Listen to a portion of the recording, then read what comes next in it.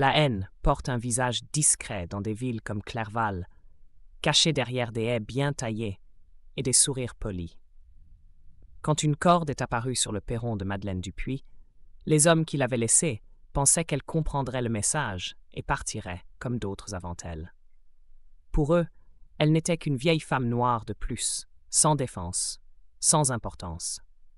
Ce qu'ils ignoraient, c'est que Madeleine avait conçu certains des systèmes que les gouvernements utilisaient pour surveiller les menaces. Et maintenant, elle les voyait clairement. Elle et son mari Bernard avaient quitté Paris pour la tranquillité. Après des décennies passées dans l'analyse des données de cybersécurité fédérale, Madeleine aspirait à la douceur, à un rythme plus lent. Elle voulait que leur petite fille, Lila, dessine sous le soleil et non derrière des grilles et des pare-feux. Clerval offrait de bonnes écoles, des chemins de promenade, des voisins qui saluaient de la main. Mais Madeleine savait que le silence n'était pas synonyme de sécurité. Il signifiait dissimulation. D'abord, ce fut un tract glissé dans leur boîte aux lettres. Pas de nom, seulement des directives en gras sur l'esthétique du quartier. Puis vinrent les regards, les conversations écourtées, l'enseignante de Lila qui hésitait toujours à la féliciter. Puis le graffiti rouge sur le garage d'une autre famille noire. Et ensuite, rien. Rien du shérif, ni de l'association des résidents, ni du conseil municipal. Le silence, elle connaissait. C'était un schéma. Elle se mit à observer, non par peur, mais par réflexe. Elle installa des caméras, cartographia les incidents, nota les horaires. Elle repéra des camions aux plaques anciennes, noircies, avec un symbole effacé, gravé sur les bordures de trottoirs et les boîtes aux lettres. Un drapeau coupé, vide en son centre. Cela lui rappelait d'anciens signes de milice. Elle enregistra tout dans un tableur. Nicolas Brémond apparaissait sur plusieurs enregistrements. L'utilitaire de Jérôme Pasquier, employé municipal, stationnait près du pavillon forestier tard le soir. Tous deux liés à Alain Lemoine, conseiller municipal, dont le nom ornait les plaques dorées du centre communautaire. Elle recoupa les registres du cadastre. Alain possédait les terrains autour du pavillon. Madeleine ne les affronta pas. Elle collecta, elle observa, nota, stocka, recoupa, sans colère visible, sans geste brusque. Son système, isolé d'Internet, vivait comme une forteresse silencieuse dans le cœur de leur maison en pierre. Il conservait tout. Images en infrarouge, horaire exact des passages, enregistrements sonores, captés depuis un micro dissimulé sous l'avant-toit. Elle n'en parlait à personne, pas même à Bernard. Pas encore. Elle utilisait des outils qu'elle avait elle-même contribué à concevoir durant ses années au ministère, des programmes qu'on avait jugés trop paranoïaques à l'époque. Pourtant, aujourd'hui, ils étaient sa ligne de vie. Chaque soir, une fois que Lila s'endormait dans la chambre bleue, la veilleuse allumée et les peluches alignées autour d'elle, et que Bernard faisait la vaisselle en écoutant une émission sur la pêche à la ligne, Madeleine fermait la porte de son bureau. Elle descendait les volets, enclenchait le verrou intérieur et activait le brouilleur passif. Elle travaillait comme en temps de guerre, parce que pour elle, c'en était une. Pas une guerre de balles ni de cris. Une guerre d'effacement. Une guerre de regards qui glissent, de phrases pleines de sous-entendus, de silences organisés. Une guerre où on vous poussait vers la sortie sans jamais vous toucher. Le mardi, tout changea.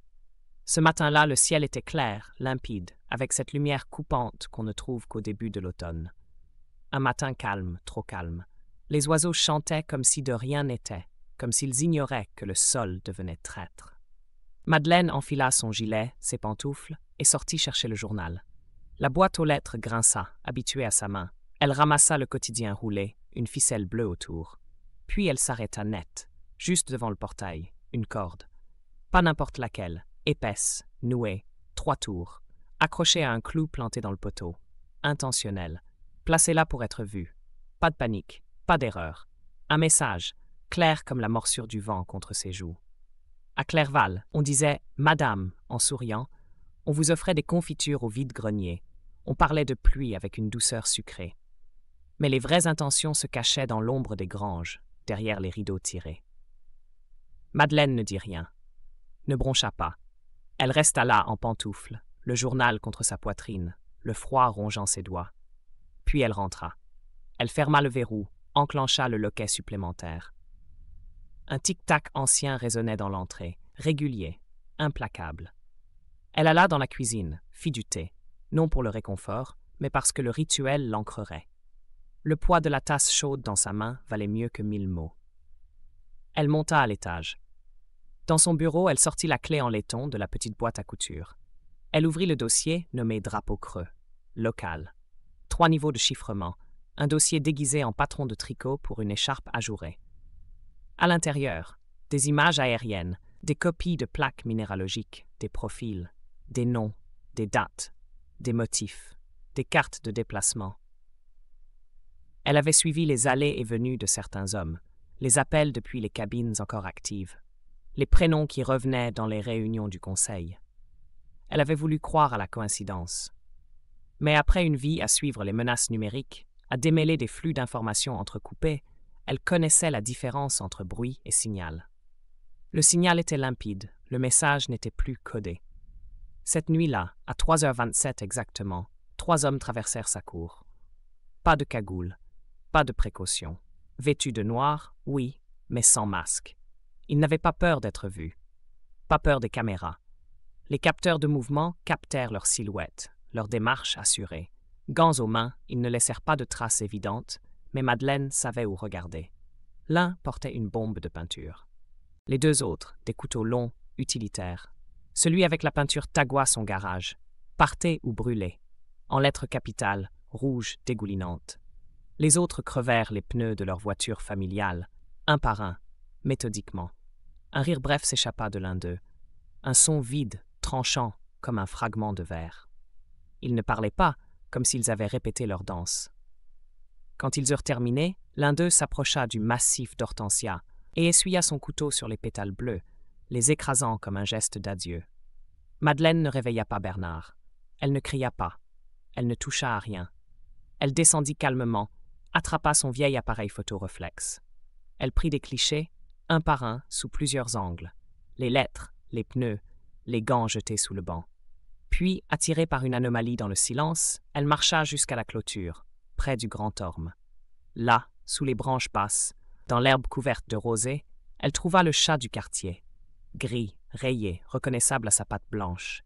Il était couché, les yeux ouverts, mais éteints. Sa nuque était brisée. Et plus que la violence, c'est la disposition qui glaça Madeleine. Il avait été déposé là, aligné soigneusement, comme une offrande, comme une mise en garde, un avertissement.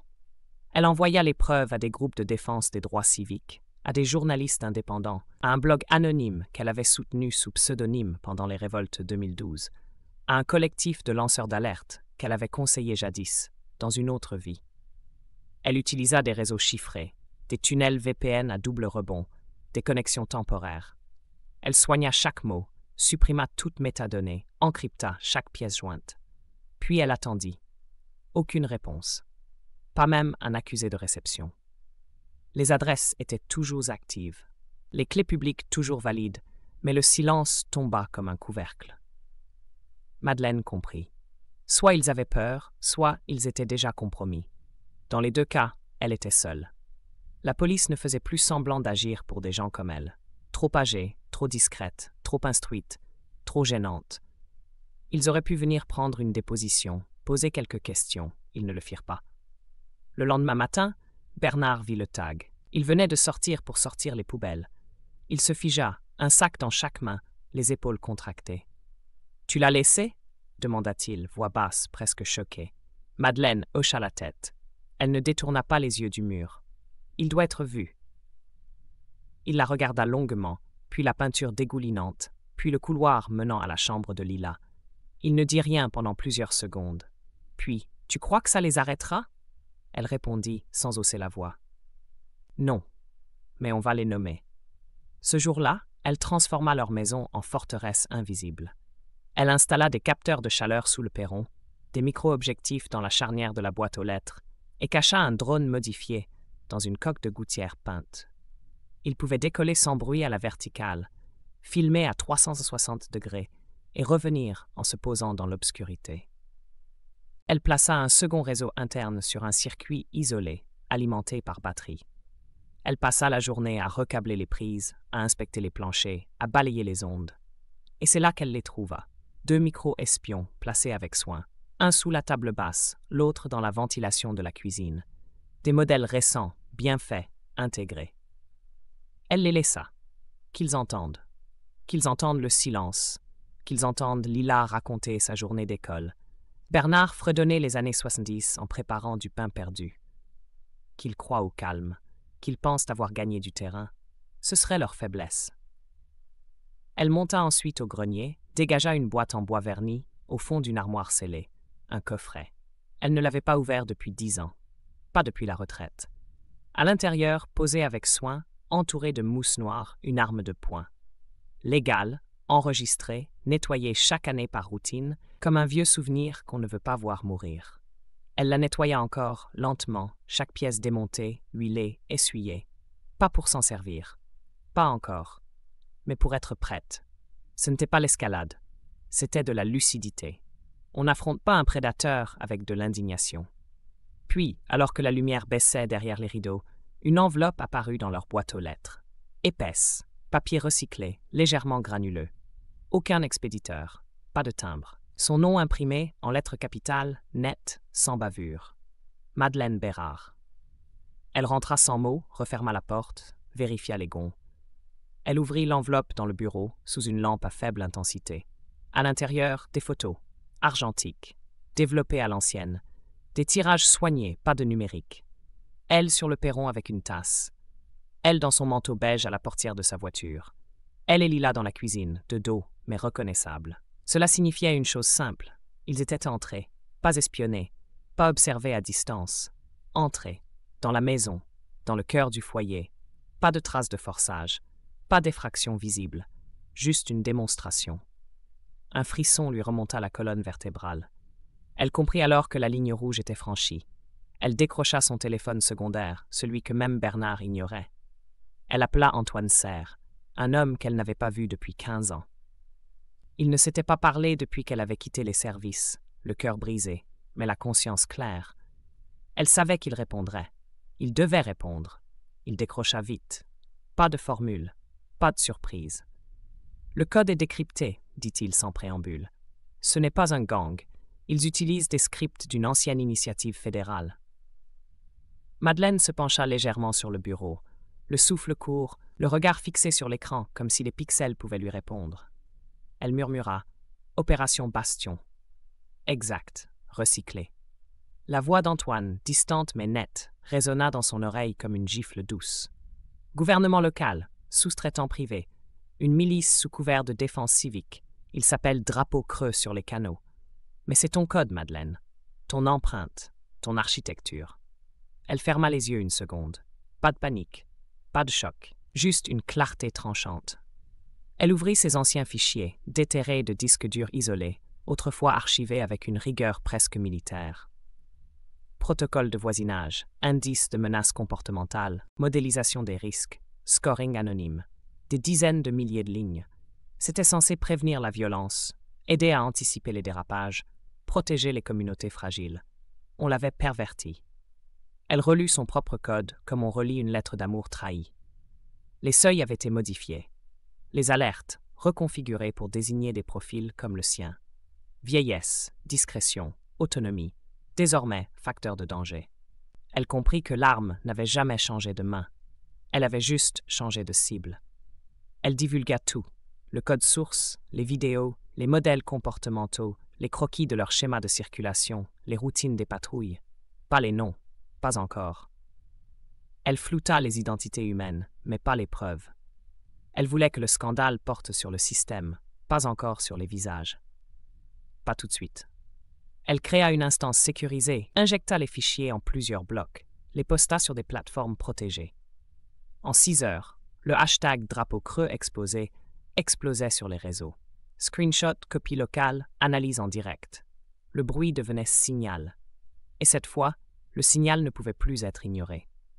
Le lendemain matin, des fourgons satellites se garèrent devant la gendarmerie de Clerval. Les chaînes nationales avaient envoyé des reporters, des micros tendus, des caméras pointées. Le commandant Montfort, sorti en uniforme impeccable. Il parla d'une voix calme. Ces accusations sont sans fondement. Les données sont incomplètes. Aucune preuve ne permet d'établir une corrélation directe avec nos services. Madeleine ne regardait même pas la télévision. Elle savait qu'il dirait cela. Elle n'attendait plus l'autorisation. Elle traqua les plaques de voiture repérées les nuits précédentes. Elle utilisa un algorithme maison pour croiser les apparitions, les trajets, les heures de stationnement. L'une, un SUV noir, appartenait officiellement à la ville, véhicule municipal destiné à la sécurité urbaine. Mais il avait été vu 3 nuits consécutives devant sa maison. Madeleine remonta jusqu'à Jérôme Pasquier, directeur adjoint aux infrastructures. Pas un militaire. Un gestionnaire de budget, ancien réserviste. Une autre, un camion bleu sans marquage, était immatriculé au nom de Nicolas Brémond. Nom discret. Technicien en vidéoprotection. Il avait accès au flux de caméras municipales. Elle recoupa ses horaires avec les coupures de son propre système. Une corrélation nette. La 3e plaque, plus complexe, était rattachée à une société écran. Après 6 rebonds administratifs, elle remonta à Alain Lemoine. Madeleine se figea. Elle se souvenait de son visage. Il avait postulé pour un contrat gouvernemental, il y a 12 ans, quand elle était encore consultante sur les programmes civiques prédictifs.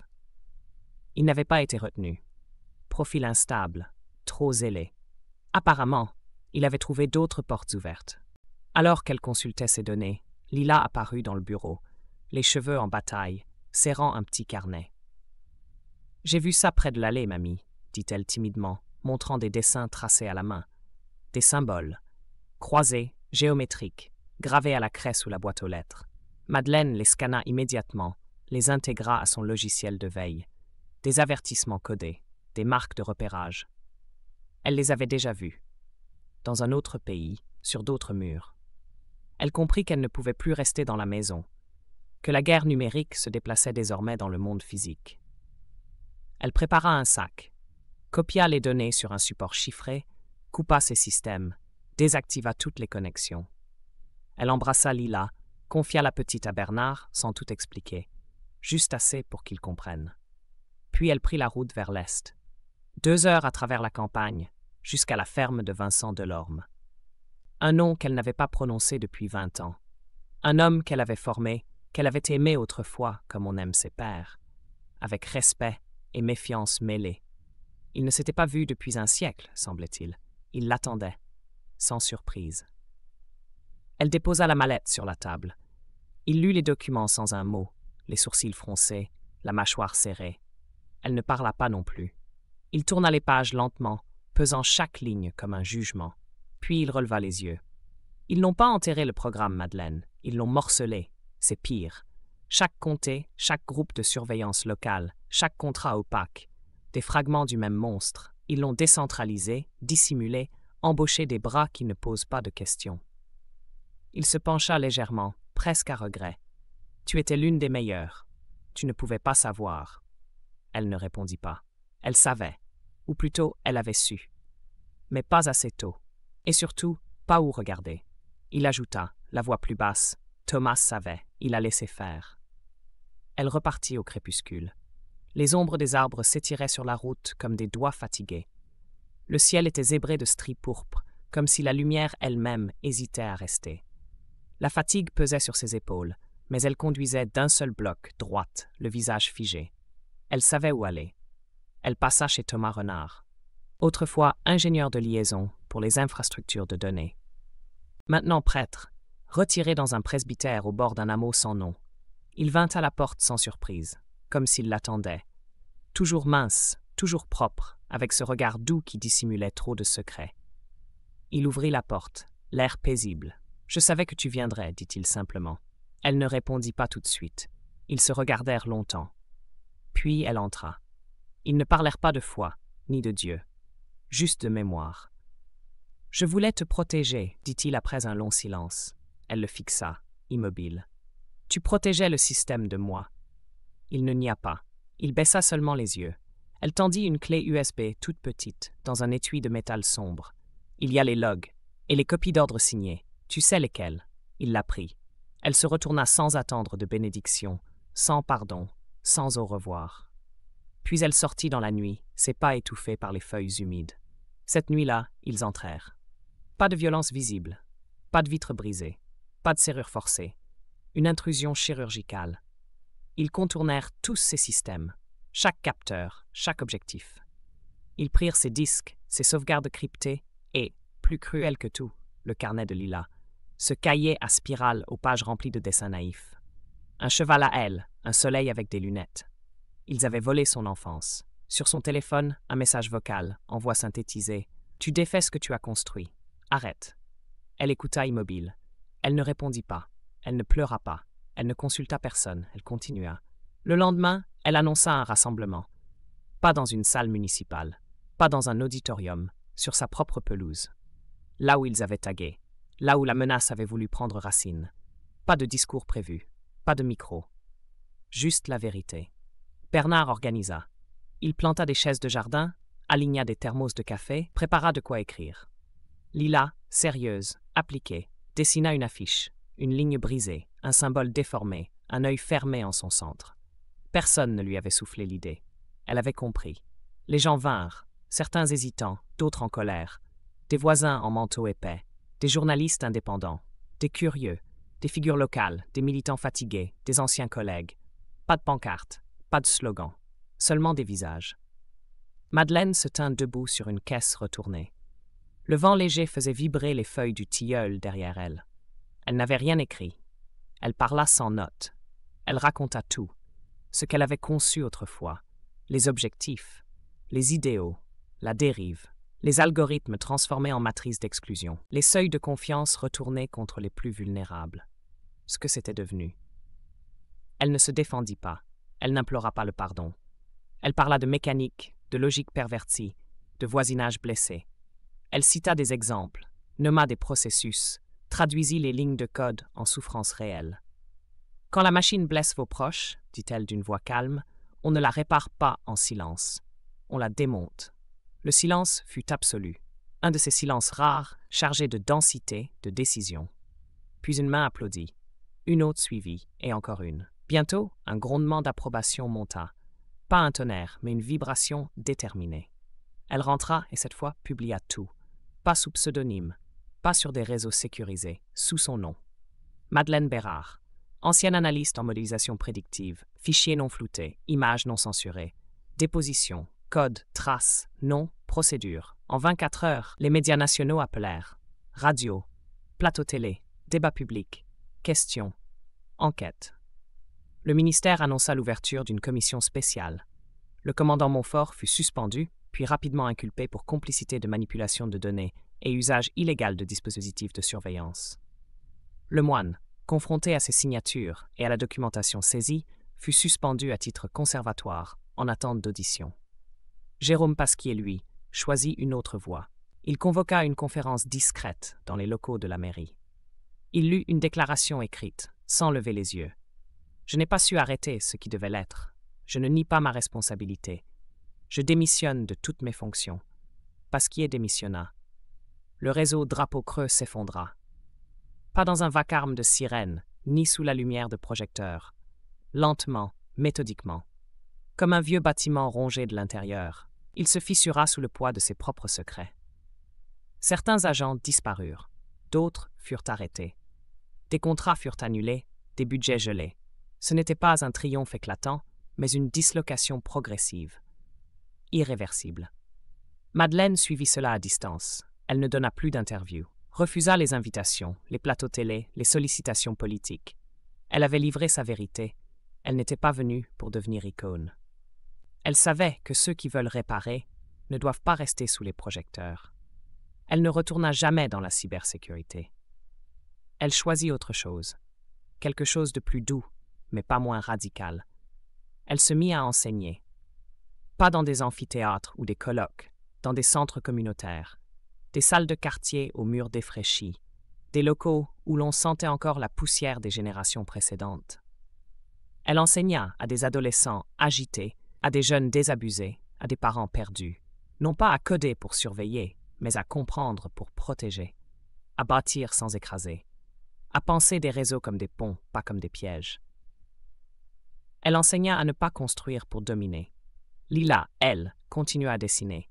Ses croquis étaient devenus plus abstraits, des formes souples, imbriquées, des spirales mêlées à des éclats géométriques. Elle ne dessinait plus de chaînes, mais des métamorphoses. Chaque page semblait contenir un langage secret, une mémoire encodée dans la couleur.